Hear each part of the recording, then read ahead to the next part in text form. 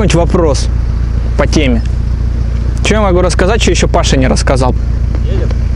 Едет.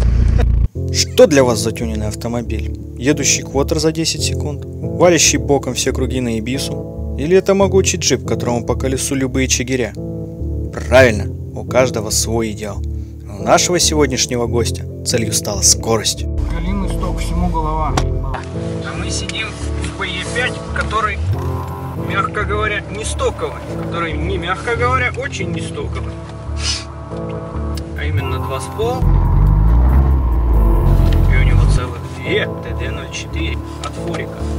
Про них расскажет сам их владелец, постройщик всего этого Павел, который сейчас сидит, меня снимает. А я пробую рулить его машину. Вообще фиговина неплохая. Не едет. Не едет. Это раздувается. Нет, да не, она пытается ехать. Немножко непривычная посадка в ковшах от Импреза. Легасевые как-то поглубже все-таки помягче. Шестиступ. Хороший, короткий шестиступ. Очень толковая коробка. Ни тебе DCCD, ни тебе лишней фигни, просто классический LSD межосевик, который, когда надо, подключает перец. Вау! Ну, оно как бы даже едет. Подвеска хорошо собрана. Короче, кому надо тюнячить BE5, обращайтесь к Павлу. Забацай.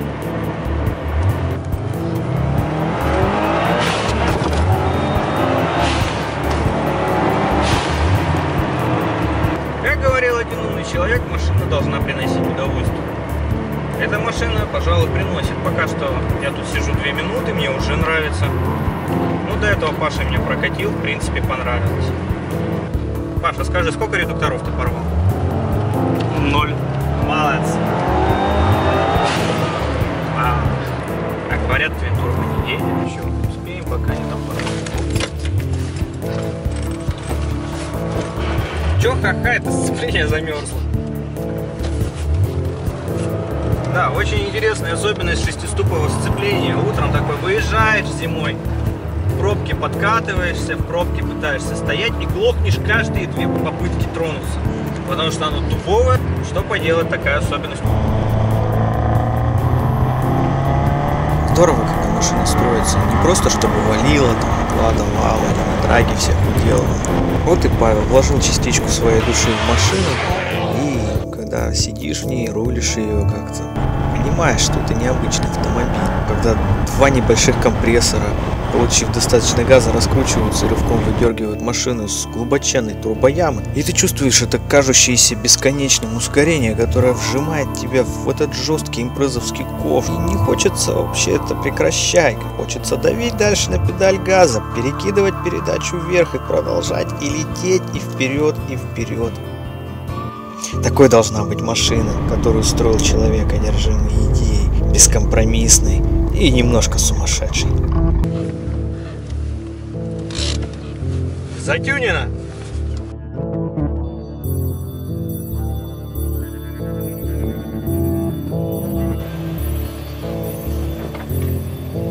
Итак, Павел, расскажи, как так случилось, что ты стал субаристом?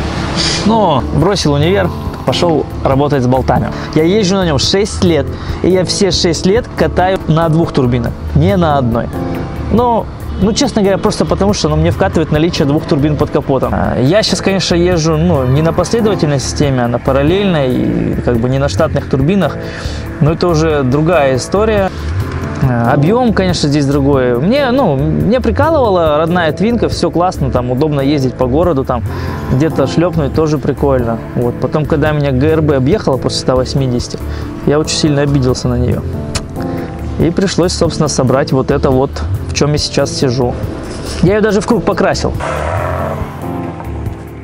Что касается концепции постройки данного агрегата. Вообще точкой отказа от системы последовательного наддува стало то, что я не могу открыть твиновую прошивку. Вот. И оказалось, что твин турбо не так просто прошить.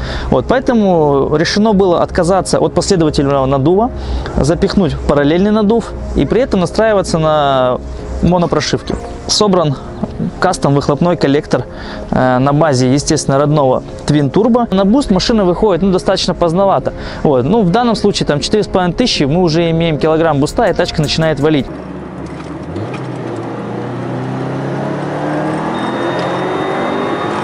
Здесь кастом даунпайп из нержавейки и так далее и тому подобное. Вот. Что касается впуска. Ну, впуск, честно говоря, для этих турбин тоже пока не особо такой мощный. Стоит тайваньский Godspeed пайпинг. Вот этот, кстати, вот этот пайп, если что, имейте в виду, вот именно этот пайп от автомобиля КамАЗ. Blue Off. Это произведение искусства. Прекрасно работает двухкамерный Апекси.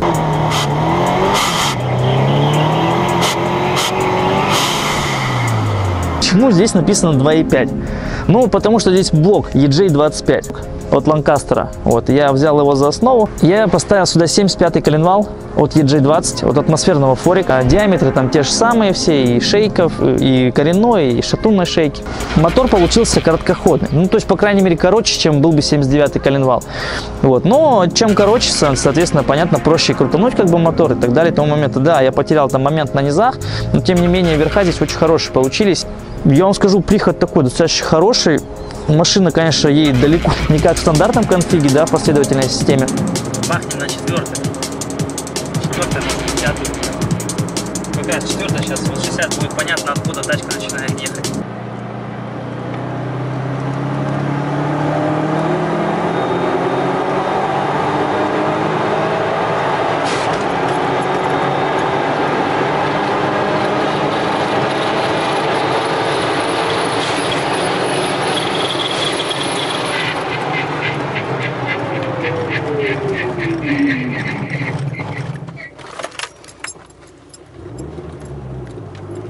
Я так не торможу. От GDB это импреза радиатор. Ну, фильтр, да, стоит нулевик, потому что, ну, фронт, не фронт, там туды-сюды, сами понимаете, вот этот короб мастерить тоже большого желания нет. Шланчик синий, самука, видали, да? Цепак здесь двухконтурный, если что, от 6-ступа. Очень нравится. Работает изумительно. Такая тугая мужская педаль. Все как положено. А, самое главное, это, елки-палки, здесь турбины стоят TD04, каждая. TD04L от Форестера. Когда этих улиток в количестве 2 штук, приход, конечно, намного веселее. Да, у тебя нет низов, вообще нет низов. Я подчеркиваю, низов нет вообще. То есть я еду как Жигуль.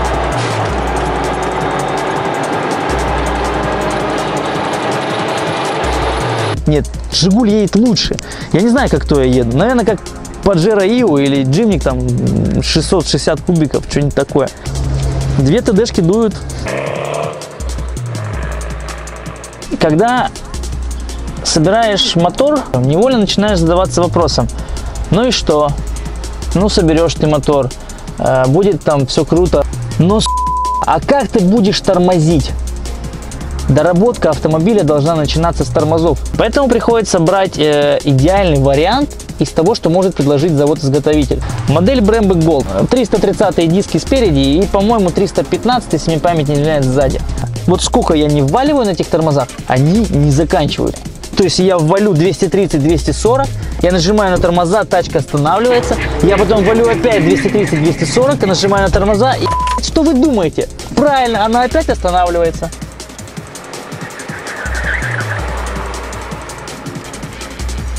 Я порвал, ну, наверное, штуки 3 или 4 5-ступых коробок. Что-то лучше, чем 6-ступенчатая коробка передач, я не вижу. Это кайфовая коробка.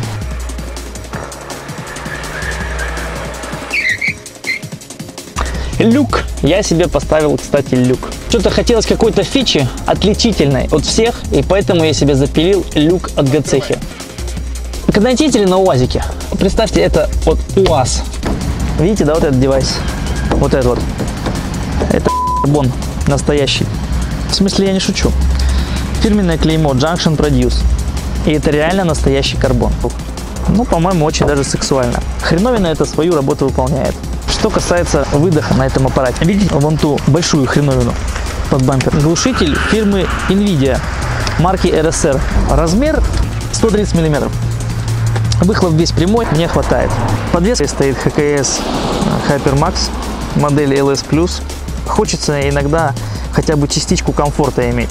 Не хочется себе зубодробильную подвеску, ну и с точки зрения актуальности эксплуатации этой подвески на наших дорогах, ну это было бы глупо ставить зубодробилки. Ну вот так вот. Что сказать напоследок? Не бойтесь подгонять свое авто под себя. Не бойтесь тюнячить. Это очень интересно и порой даже продуктивно. Общайтесь с такими же увлеченными. Не бойтесь крутить болты и гайки. Не бойтесь биться на аукционах за интересные вам лоты, за такие иногда столь драгоценные ожидаемые тюнячки. И в итоге любой, даже совсем не соображающий в машинах пацан-наездник может стать адским модификатором.